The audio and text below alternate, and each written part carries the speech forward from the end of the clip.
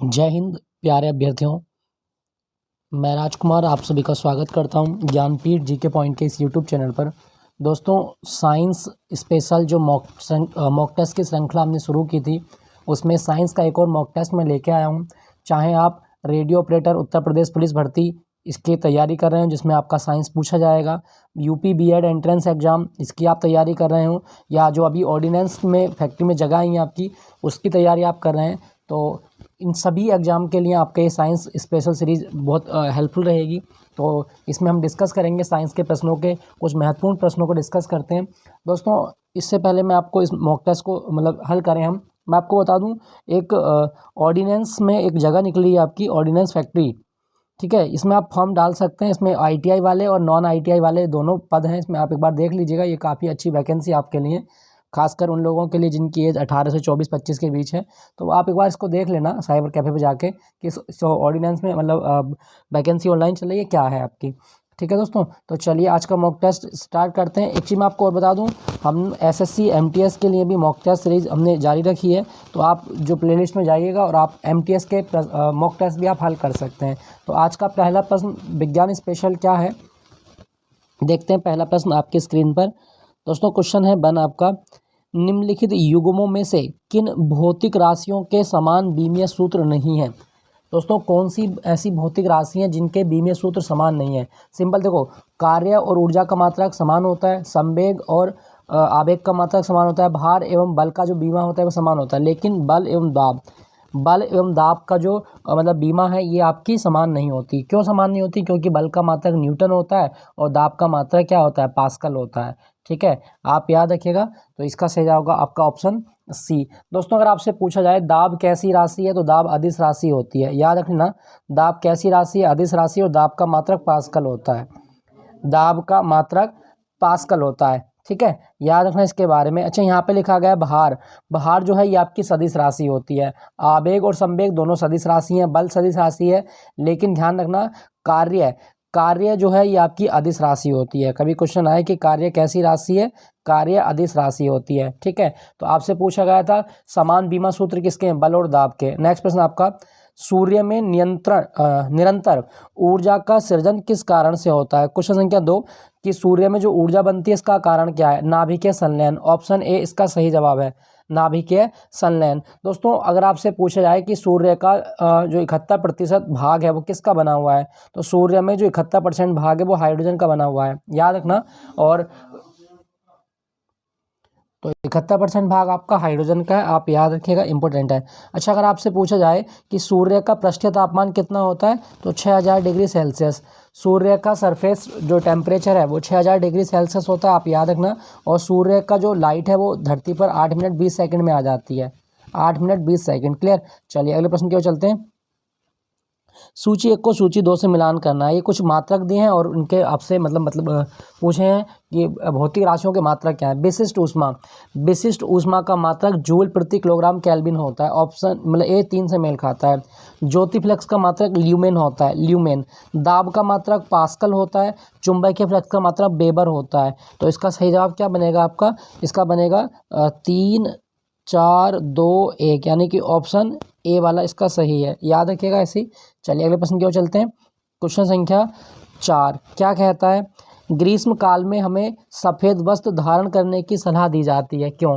दोस्तों देखो, सफ़ेद वस्त्र जो होते हैं ना, ये ऊष्मा का और ताप का रिफ्लेक्शन करते हैं। रिफ्लेक्शन का मतलब क्या है कि जैसे हीट इन पे पड़ेगी इसको रिफ्लेक्ट कर देंगे, तो इससे हमें गर्मी कम महसूस होगी। तो इसका मतलब है कि ये जो होते हैं सफ़ेद वस्त्र, ये ग्रीष्म काल में ताप का कम अवशोषण करते हैं। जबकि अगर काला वस्त्र होता है तो ये ऊष्मा का ज़्यादा अवशोषण करता है, और ज़्यादा अवशोषण करता तो हमारी बॉडी की हीट प्लस इसकी बाहर की हीट ये अवशोषित कर लेता, तो हमको गर्मी ज़्यादा लगती।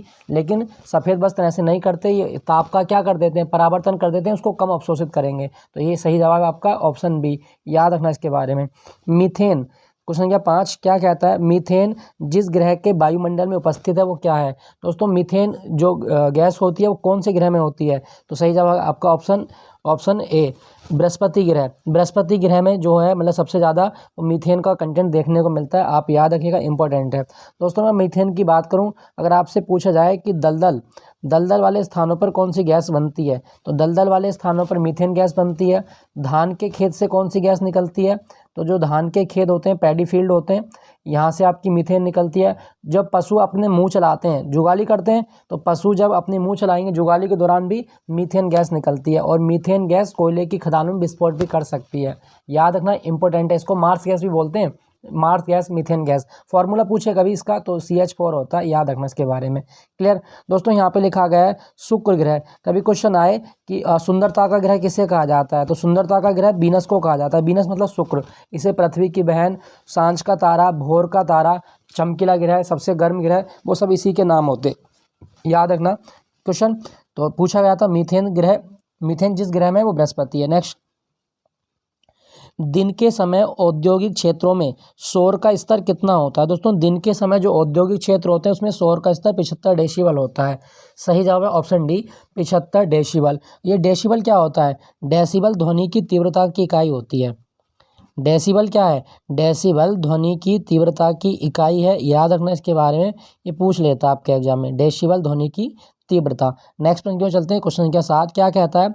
किसी भी स्थिर या गतिशील वस्तु की स्थिति और दिशा में तब तक कोई परिवर्तन नहीं होता जब तक उस पर कोई बाह्य बल सक्रिय ना हो। यह कौन सा नियम है?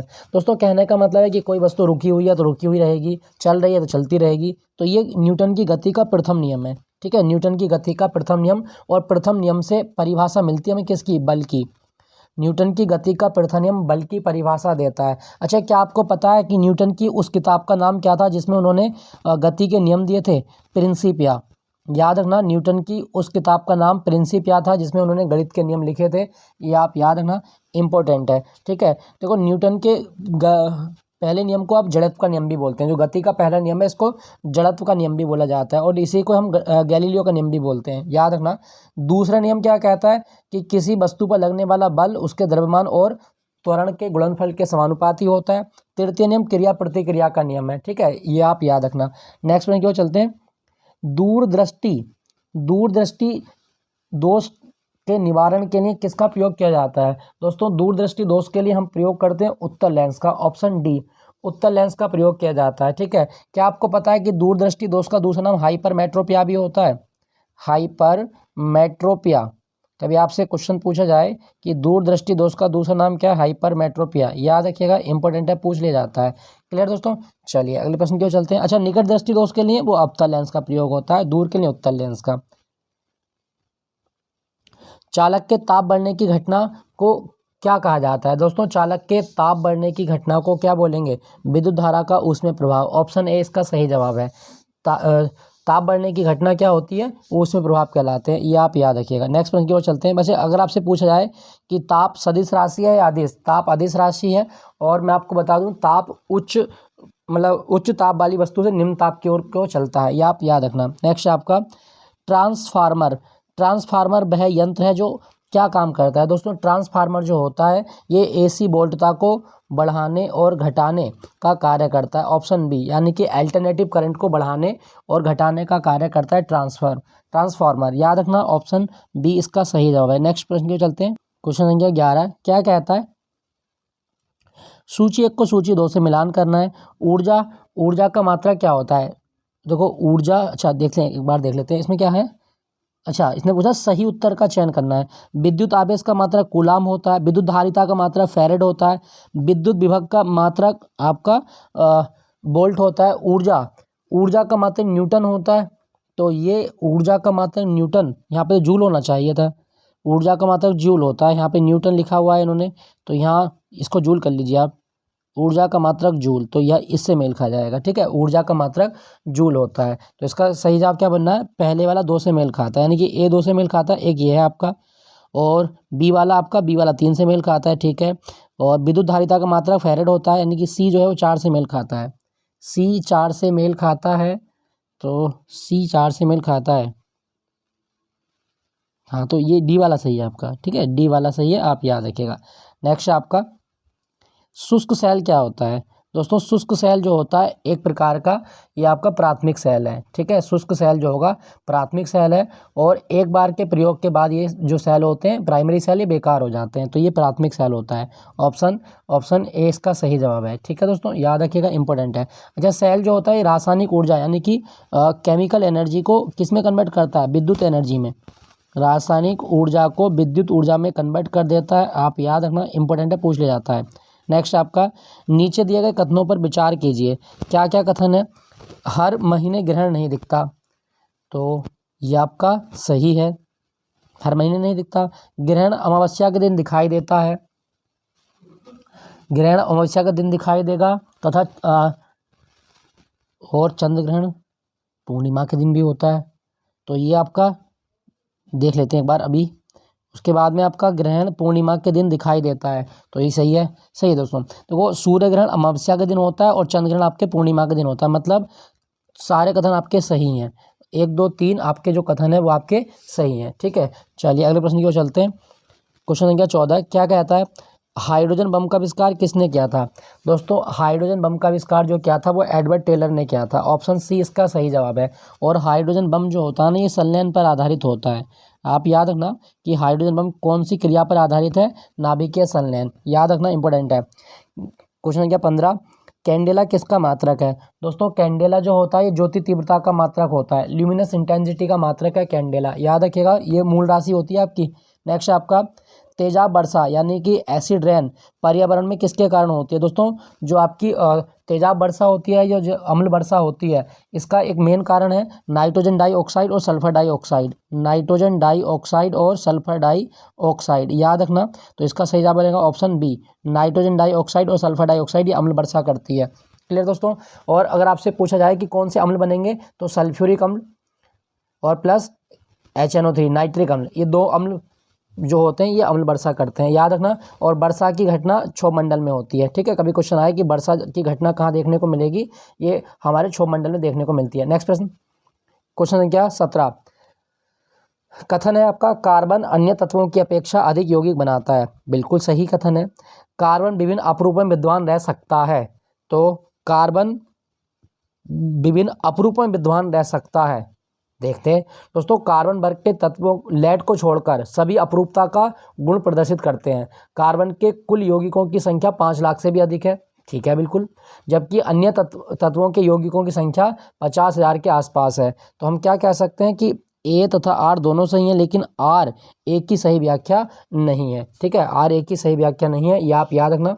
17 का सही होगा ऑप्शन बी, क्योंकि कार्बन विभिन्न अपरूपों में विद्वान रह सकता है, ये नहीं कह सकते, है ना, ये आपका ऑप्शन है, आपका ऑप्शन बी।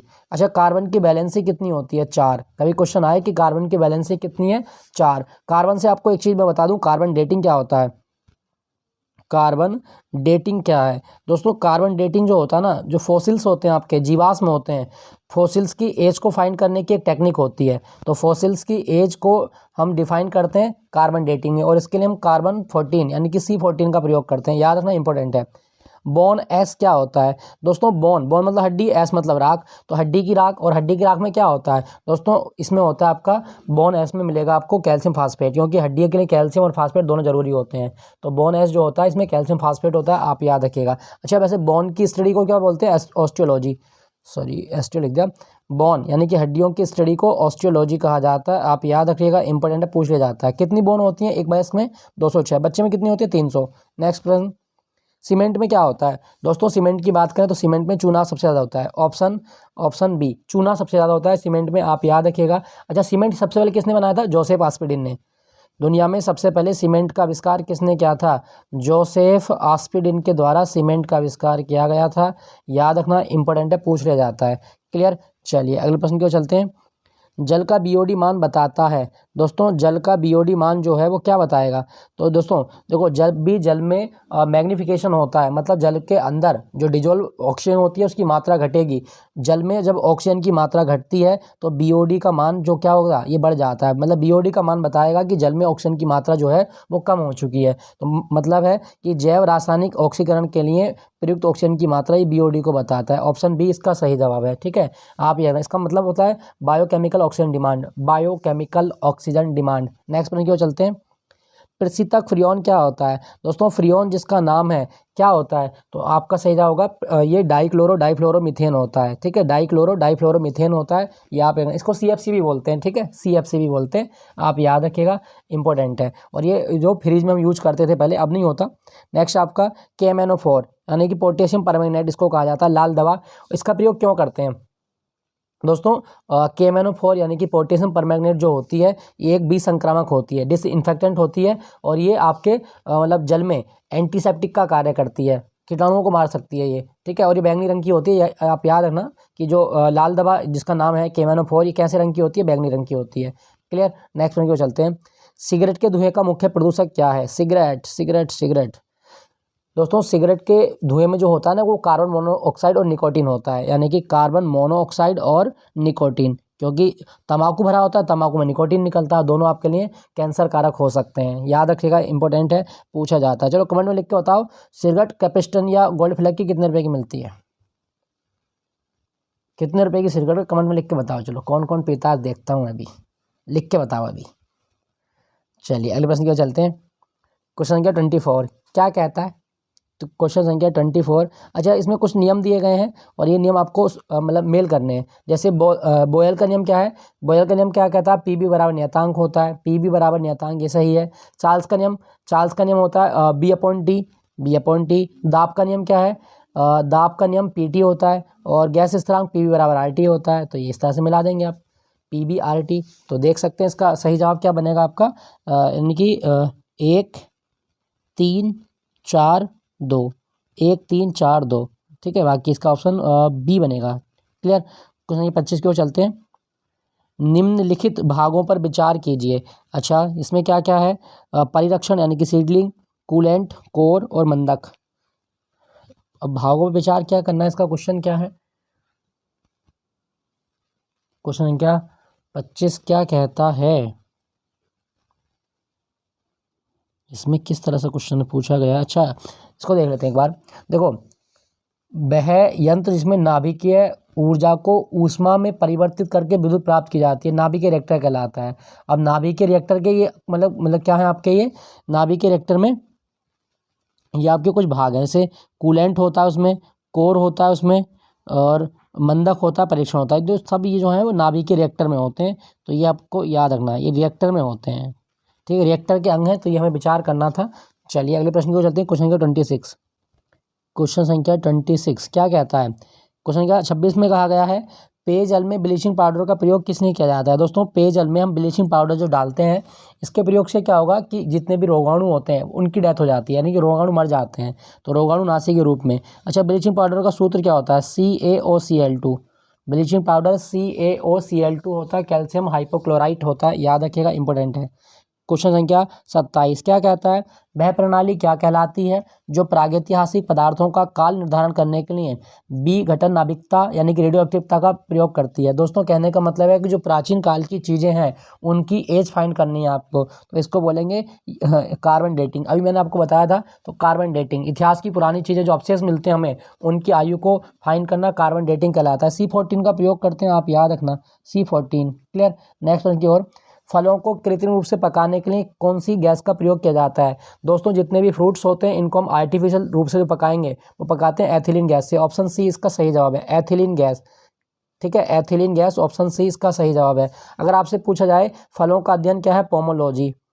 फलों का अध्ययन पोमोलॉजी होता है। और जो फल के अंदर मिठास होती है वो किसके कारण होती है? फ्रक्टोज के कारण, क्योंकि जितने भी फ्रूट्स होते हैं उनमें आपकी फ्रक्टोज होती है, लेकिन अंगूर में ग्लूकोज होती है। अंगूर में कौन सी शुगर? ग्लूकोज। बाकी फलों में आपकी फ्रक्टोज होती है, याद रखना। अगर आपसे पूछा जाए जो फल हैं वो क्या हैं? फल जो होते हैं ये राइप एंड ओवरी होते हैं, मतलब परिपक्व अंडाशय से होते हैं आपके, राइप एंड ओवरी ये आपके फल होते हैं। क्लियर, ये आप याद रखना, इंपॉर्टेंट है, पूछा जाता है। तो एथिलीन गैस जो होती है ये फलों को पकाने का कार्य करती है। नेक्स्ट पॉइंट को चलते हैं। पसीने में क्या होता है? दोस्तों हमें जो स्वेट आता है, पसीना आता है, इसमें क्या क्या चीज़ें होती हैं? सिंपल है, पसीने में साल्ट होता है आपका। क्या होता है पसीने में? साल्ट। इसमें आपके कुछ मिनरल्स भी होते हैं, लेकिन मेनली इसमें साल्ट होता है, यानी कि NaCl होता है। याद रखना, इंपॉर्टेंट है, पूछा जाता है। अच्छा अगर आपसे पूछा जाए कि पसीने की ग्रंथि कौन सी होती है?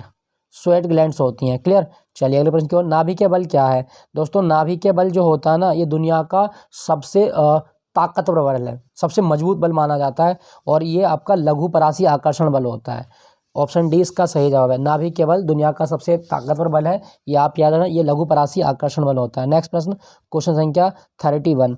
पक्षियों के पंखों का काम क्या होता है? अच्छा, पक्षियों के पंख क्या होते हैं दोस्तों? पक्षियों के पंख जो होते हैं ना, ये रूपांतरित अग्र अंग होते हैं। ऑप्शन ए इसका सही जवाब है। अगर आपसे पूछा जाए ऑर्निथोलॉजी क्या है दोस्तों, ऑर्निथोलॉजी जो होता है ना, ये पक्षियों का अध्ययन कहलाता है, पक्षियों का अध्ययन ऑर्निथोलॉजी। और पक्षियों के हृदय में कितने चैम्बर होते हैं? 4 चैम्बर होते हैं। अगर आपसे पूछा जाए भारत में नेशनल बर्ड डे कब मनाया जाता है? राष्ट्रीय पक्षी दिवस 12 नवंबर को होता है। भारत का बर्डमैन कौन है दोस्तों? भारत का बर्डमैन है सलीम अली।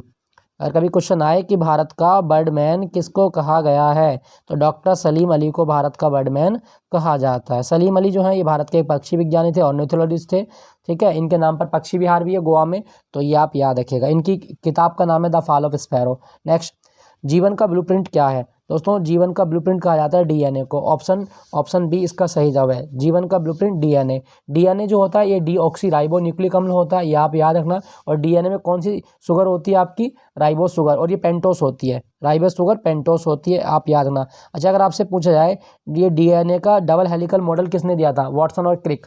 डीएनए का डबल हेलिकल मॉडल किसने दिया? वॉटसन और क्रिक ने दिया था, याद रखिएगा, इंपॉर्टेंट है। नेक्स्ट प्रश्न, निम्नलिखित में से किस खाद्य पदार्थों में एक ही मात्रा में अधिकतम कैलोरी मान विद्यमान है? दोस्तों, सबसे ज़्यादा जो कैलोरी का मान मिलेगा आपको, वो किस में मिलेगा? मक्खन में मिलेगा। ऑप्शन ए इसका सही जवाब है, ठीक है, मक्खन में, क्योंकि मक्खन में वसा होती है, और 1 ग्राम वसा जो होती है, 1 ग्राम वसा दोस्तों, 1 ग्राम वसा 9 कैलोरी ऊर्जा देती है आपको। तो जब इसमें क्यों किस में होगी आपकी? तो ये जवाब होगा ये मक्खन में ज़्यादा होगी, क्योंकि मक्खन में वसा होती है, ठीक है दोस्तों। यहाँ पे लिखा गया है सेब। चलो आपसे क्वेश्चन पूछता हूँ फिर, सेब का लाल रंग किस कारण होता है? सेब का लाल रंग किस कारण होता है? कमेंट में लिख के बताओ, कौन से केमिकल के कारण सेब का रंग लाल होता है। अच्छा, मैं बता दूं, सेब में कौन सा एसिड होता है? मैलिक। सेब में कौन सा अम्ल होता है? मैलिक अम्ल सेब में पाया जाता है, इंपॉर्टेंट है, याद रखेगा। एप्पल माने सेब, APPLE, याद रखना। नेक्स्ट, क्वेश्चन संख्या 34। सूची 1 का सूची 2 से मिलान करना है। कार्डियोलॉजिस्ट हृदय से होता है। नेफ्रोलॉजिस्ट, नेफ्रो मतलब नेफ्रॉन, गुर्दे में होते हैं ना, तो गुर्दा। यूरोलॉजिस्ट मतलब यूरो मतलब क्या? किडनी के लिए होता है, और ये मतलब मूत्र नलिका। ओकुलॉजिस्ट आँख, ओकुलॉजिस्ट आँख के लिए होता है। तो ये आप दोबारा एक बार मिला के देख लेते हैं। जैसे देखें, आपके कार्डियोलॉजिस्ट ये आपके हृदय के लिए होते हैं, नेफ्रोलॉजिस्ट किडनी के लिए, यूरोलॉजिस्ट मूत्र विज्ञान, और ओकुलिस्ट आँख, ठीक है। तो ये आप मिल चुका है आपका। नेक्स्ट प्रश्न की ओर चलते हैं। क्वेश्चन संख्या 35। चेचक होने का कारण क्या है दोस्तों? चेचक वायरस से होता है, और चेचक का वायरस क्या होता है? बैरियोला वायरस। ऑप्शन सी इसका सही जवाब है। अच्छा, चेचक की मतलब खोज किसने की थी? टीके की खोज एडवर्ड जेनर। चेचक के टीके की खोज एडवर्ड जेनर के द्वारा की गई थी 1978 में, याद रखना, इसके बारे में पूछ लेता है एग्जाम में। अच्छा, यहाँ पे अगर आपसे पूछा जाए कि दुनिया का पहला वायरस कौन सा था? TMB, टोबैको मोजैक वायरस, और इसकी खोज इवानोवस्की ने की थी, ठीक है दोस्तों। अगर आपसे पूछे वायरस सजीव है या निर्जीव, ना तो वायरस सजीव है, ना ही वायरस निर्जीव है, बल्कि इन दोनों के बीच का लिंक है। और वायरस की स्टडी को क्या बोलते हैं? वायरोलॉजी। वायरस की स्टडी को वायरोलॉजी कहा जाता है, आप याद रखना, इंपॉर्टेंट है, पूछा जाता है। अच्छा, अभी ना बड़े भयंकर वायरस अभी देखा गया, एक दिमाग खाने वाला वायरस आजकल बड़ा न्यूज़ में है कि उससे डेथ हो रही है बहुत लोगों की। तो कल पढ़ाऊंगा उसको कभी करंट में आपको, कि दिमाग खाने वाला वायरस कहाँ पे मतलब देखा गया है। तो ये चेचक का जो वायरस है वो है आपका बैरियोला। नेक्स्ट प्रश्न, हरित ग्रंथियाँ क्या होती हैं दोस्तों? हरित ग्रंथियाँ किससे संबंधित? देखो, हरित ग्रंथियाँ जो होती हैं ना, ये मेनली आपकी देखने को मिलेंगी आपके कीट वर्ग में देखी जाती हैं आपकी, है ना। तो इनका मुख्य काम होता है, ये उत्सर्जन के लिए होती हैं, उत्सर्जन के लिए मतलब एक्सक्रेशन के लिए होती हैं, ये आप याद रखना, हरित ग्रंथियाँ। क्लियर दोस्तों, ये आप याद रखना। नेक्स्ट प्रश्न आपका, मानव के शरीर में प्रचुर मात्रा में कौन सा तत्व है दोस्तों? हमारे शरीर में सबसे ज़्यादा मात्रा में जो तत्व देखने को मिलेगा वो आपका, अच्छा तत्व पूछा ना, तो वो है आपका ऑक्सीजन। ऑक्सीजन मानव के शरीर में सबसे अधिक, 65% हिस्सा ऑक्सीजन होता है, याद रखना इसके बारे में, ऑक्सीजन। अच्छा, अगर आपसे पूछा जाए कि मानव के शरीर में ऑक्सीजन को कैरी कौन करता है? हीमोग्लोबिन। मानव के शरीर में ही ऑक्सीजन को ले जाने का काम कौन करता है? हीमोग्लोबिन। देखो, हीमोग्लोबिन जैसे हम कैसे, हमने सांस ली, सांस में हमने क्या ले लिया? ऑक्सीजन ले ली। अब सांस के राह जब हमने ऑक्सीजन ली, तो ये ऑक्सीजन हमारे फेफड़ों में जाएगी, और फेफड़ों में जाके इसमें ये ब्लड में मिक्स हो जाती है। अब ब्लड में जब ये मिक्स हो गई तो इस ऑक्सीजन वाले ब्लड को ले जाने का काम, मतलब ब्लड में क्या होता है आपका हीमोग्लोबिन, तो इसमें ये हीमोग्लोबिन के साथ डिजोल्व हो जाएगी और हीमोग्लोबिन इसको क्या काम करेगा, शरीर के सभी अंगों में सभी सेल्स में इसको ट्रांसफर कर देगा। तो कभी क्वेश्चन आए कि हीमोग्लोबिन का काम क्या है, ऑक्सीजन को ट्रांसपोर्ट करना, याद रखना, इसके बारे में इंपॉर्टेंट है।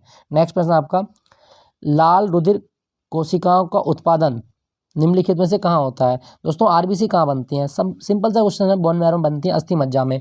आरबीसी अस्थि मज्जा में बनती है, ऑप्शन सी इसका सही जवाब है। आरबीसी का जीवन काल कितना होता है, 120 दिन का होता है, ठीक है, आरबीसी का जीवन काल। और आरबीसी का दूसरा नाम क्या है, इरिथ्रोसाइट। आरबीसी का जीवन काल 120 दिन का होता है और आरबीसी का दूसरा नाम इरिथ्रोसाइट होता है, याद रखना दोस्तों, इंपॉर्टेंट है। और दोस्तों आरबीसी की डेथ कहाँ होती है, स्प्लीन में, यानी कि प्लीहा में। आरबीसी का कब्रिस्तान प्लीहा को कहा जाता है। क्या आपको पता है कि आरबीसी और डब्ल्यूबीसी का अनुपात कितना होता है। देखो अगर कभी क्वेश्चन आए कि आरबीसी और डब्ल्यूबीसी का अनुपात कितना है, तो 600:1, 600:1 ये अनुपात होता है, आप याद रखिएगा। और आरबीसी का आकार कैसा होता है, बाइकॉनकेव, बाइकॉनकेव होता है, ठीक है, ये आप याद रखना, पूछ लेता है आपके। आरबीसी में केंद्रक नहीं होता है, इसमें सेंटर नहीं, न्यूक्लियस नहीं पाया जाता आरबीसी में, याद रखना, मानव की आरबीसी में न्यूक्लियस नहीं होता है, याद रखिएगा। तो आरबीसी का उत्पादन अस्थि मज्जा में होता है, रेड अस्थि मज्जा इसको कहते हैं। नेक्स्ट आपका क्वेश्चन संख्या 39 क्या कहता है, छाल यानी कि बल्क पर उगने वाले कवकों को क्या कहा जाता है। दोस्तों छाल यानी कि बल्क पर उगने वाले कवक जो होते हैं वो कास्टरागी कहलाते हैं। ऑप्शन हो गया इसका ए, ठीक है, कास्टरागी होते हैं। अच्छा अगर आपसे पूछा है कवकों का अध्ययन क्या है, दोस्तों कवकों का अध्ययन माइकोलॉजी कहलाता है, कवक का अध्ययन माइकोलॉजी कहलाता है। और कवक जो होते हैं ना, इनमें क्लोरोफिल नहीं होता है। अगर मशरूम जैसे पूछे मशरूम क्या है, मशरूम आपका कवक होता है, तो खाने वाला कवक मशरूम होता है, याद रखना, इंपॉर्टेंट है। क्वेश्चन संख्या 40 की ओर चलते हैं। तो इसका सही जवाब क्या होगा आपका, कास्टरागी, ऑप्शन ए। नेक्स्ट प्रश्न आपका, मूल जड़ का, अच्छा जड़ जल का अवशोषण में संबंध भाग है, कहने का मतलब है कि पौधे में जो जड़ होती है, जड़ का कौन सा भाग जल का अवशोषण करता है, सही जवाब होगा मूल रोम का क्षेत्र। तो मूल रोम जो होते हैं जड़ में छोटे छोटे से मतलब छिद्र होते हैं और ये मतलब रेसे रेसे से होते हैं, तो ये क्या करेंगे, ये जल का अवशोषण करते हैं, याद रखना दोस्तों, इंपॉर्टेंट है, पूछा जाता है। अच्छा अगर आपसे पूछा जाए जड़ जो होती है ये मूलांकुर से विकसित होती है या प्रांकुर से, तो मूलांकुर से विकसित होती है, याद रखना, जड़ जो होती है वो रेडिकल से विकसित होती है, क्लियर। और जड़ जो होती है ये आपकी कैसी होती है आपकी, ये आपकी जियोट्रॉपिक होती है, जियोट्रॉपिक, याद रखना दोस्तों, जड़ कैसी आपकी जियोट्रॉपिक, मतलब गुरुत्व के अधीन नीचे को बढ़ती रहती है, याद रखना इसके बारे में। नेक्स्ट आपका क्वेश्चन संख्या 41, दिए गए कथनों पर विचार कीजिए, नीचे दिए गए कोट का सही उत्तर लिखिए। वसा ठोस रूप से शरीर में ऊर्जा प्रदान करती है, सही है, क्योंकि वसा ठोस ही बनती है। वसा शरीर के विभिन्न अंगों को चोट से बचाती है, बिल्कुल, अगर वसा आपके अंगों के ऊपर जमी तो चोट नहीं लगेगी आपको, मोटे लोगों को चोट कम लगती है, सही है। वसा एंजाइम तथा विटामिन का निर्माण करती है, ये गलत है, क्योंकि वसा जो होती है ये एंजाइम का निर्माण नहीं कर सकती, ठीक है, एंजाइम का निर्माण वसा नहीं कर सकती।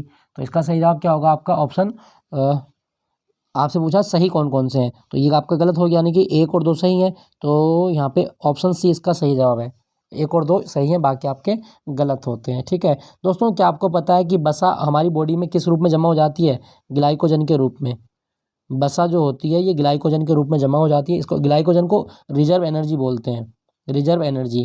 कभी आप रोज़ा रखते होगे या फास्ट रखते होगे, व्रत वगैरह, तो आपने देखा होगा कि हमारी बॉडी को एनर्जी मिलती रहती है, वो ग्लाइकोजन से मिलती है, याद रखना इसके बारे में।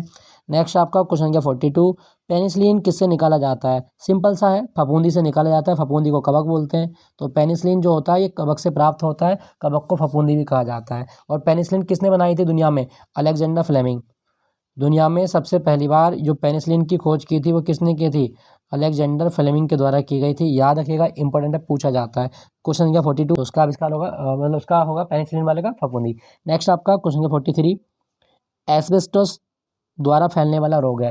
दोस्तों एस्बेस्टस जो होता है ना, ये मतलब फाइबर होते हैं आपके, एक तरीके छोटे छोटे रेशेदार खनिज होते हैं, और ये फेफड़ों को आपको क्या करेंगे, फेफड़ों को ब्लॉक कर देते हैं। तो इससे कौन सा रोग होगा, सांस लेने में दिक्कत होगी, तो उससे होता है वातस्फीति, ऑप्शन सी इसका सही जवाब है। वातस्फीति मतलब आपको सांस लेने में प्रॉब्लम होती है, याद रखना इसके बारे में। यक्ष्मा, यक्ष्मा जो होता है, यक्ष्मा के विरुद्ध कौन सी औषधि असरदार होती है, दोस्तों टीबी के खिलाफ जो औषधि असरदार होती है स्ट्रेप्टोमाइसिन। ऑप्शन बी स्ट्रेप्टोमाइसिन ये टीबी के लिए दी जाती है। और कभी क्वेश्चन आए कि भारत सरकार ने टीबी को खत्म करने का लक्ष्य कब तक का रखा, 2025 तक। टीबी बैक्टीरिया से होती है, आप याद रखना। नेक्स्ट आपका, जन्म से पहले शिशु का लिंग किसके द्वारा सुनिश्चित किया जाता है। दोस्तों जन्म के पहले शिशु का लिंग जो होता है वो पिता के शुक्राणु से सुनिश्चित होता है। ऑप्शन ए इसका सही जवाब है, पिता का शुक्राणु, स्पर्म होता है पिताजी का। नेक्स्ट आपका, निम्नलिखित में से यह मोबाइल टेलीफोन नेटवर्क कौन सा है जो जीएसएम टेक्नोलॉजी पर आधारित नहीं है। दोस्तों जीएसएम टेक्नोलॉजी पर कौन आधारित नहीं है, तो रिलायंस इन्फोकॉम जो होता है ये जीएसएम पर आधारित नहीं है, ये सीडीएमए पर आधारित है। ठीक है, सीडीएमए पर आधारित होता है, ये आप याद रखना। नेक्स्ट प्रश्न आपका क्वेश्चन क्या 47 क्या कहता है WLL का पूर्ण रूप क्या है। दोस्तों WLL का पूर्ण रूप है वायरलेस इन लोकल लूप, तो wireless in local loop, option C इसका सही जवाब है, ऑप्शन सी। नेक्स्ट आपका, नैनो टेक्नोलॉजी उन पदार्थों से संबंधित जिनकी बीमा कितनी होती है। नैनो मतलब क्या, 10⁻⁹ तो सही जवाब आपका ऑप्शन डी, 10⁻⁹ को नैनो कहा जाता है। ठीक है, याद रखिएगा, इंपॉर्टेंट है, पूछा जाता है। 10⁻⁻12 को क्या बोलेंगे हम, -12 को पिको बोलते हैं, पिको। इसको माइक्रोन बोलते हैं, इसको आपको मिली बोलेंगे। नेक्स्ट आपका, मेमोरी का कौन सा सबसे बड़ा माप है। दोस्तों मेमोरी का सबसे बड़ा माप होता है टेराबाइट। इन ऑप्शन के अनुसार टेराबाइट सबसे बड़ा होता है। ठीक है, याद रखना, 1 टेराबाइट में 10⁻12 बाइट होते हैं। चलिए अगले प्रश्न की ओर। टेलनेट का तात्पर्य क्या है। दोस्तों टेलनेट जो होता है इसको मतलब है टेलीफोन नेटवर्क, ऑप्शन ए इसका सही जवाब है, टेलनेट टेलीफोन नेटवर्क। तो दोस्तों ये था साइंस का मॉक टेस्ट और 50 प्रश्नों का हमने अभ्यास किया था साइंस स्पेशल। आई होप ये सेशन आपको अच्छा लगा होगा, और अच्छा लगे तो एक लाइक ज़रूर कीजिएगा, दोस्तों के साथ में शेयर कीजिएगा। और आपका कोई भी क्वेरी हो, कोई भी क्वेश्चन हो आपका जीके से रिलेटेड, करंट से रिलेटेड, स्टैटिक जीके से, साइंस हिस्ट्री, कोई भी क्वेश्चन हो आप मुझे बेझिझक कमेंट लिख के पूछ सकते हैं अपना क्वेश्चन। जो भी आपकी क्वेरी हो आप मुझे कमेंट में लिख के ज़रूर बताइएगा, और जो प्रश्न मैंने आपसे पूछा है वो मुझे आप बता दीजिएगा। ठीक है, चलिए मिलते हैं आपको अगले मॉक टेस्ट के साथ में। Thank you for watching Jnanpith GK point.